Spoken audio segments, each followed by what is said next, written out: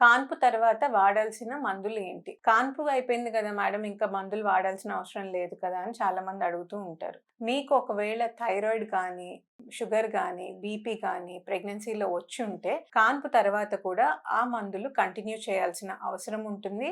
మీ doctor మళ్ళీ test చేసి ఇంకా ఈ మందులు మీరు ఆపేయొచ్చు అని చెప్పేంత వరకు మీరు ఆ మెడిసిన్స్ మాత్రం కంటిన్యూ చేయాల్సిన అవసరం ఉంటుంది.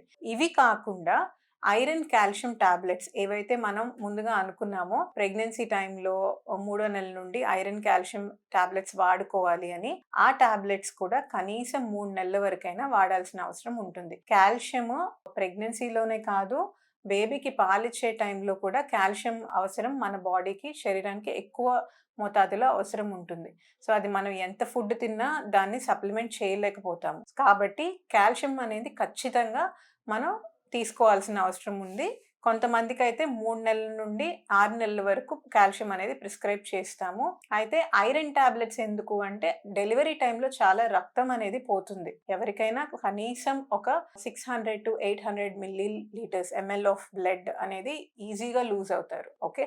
సో, అంత బ్లడ్ పోయినప్పుడు డెఫినిట్‌గా బాడీలో ఐరన్ కంటెంట్ అనేది తగ్గుతది. అది మళ్ళీ మామూలు లెవెల్స్‌కి తెచ్చుకోవడానికి ఐరన్ టాబ్లెట్స్ కూడా 3 మంత్స్ ఖచ్చితంగా వాడాలి.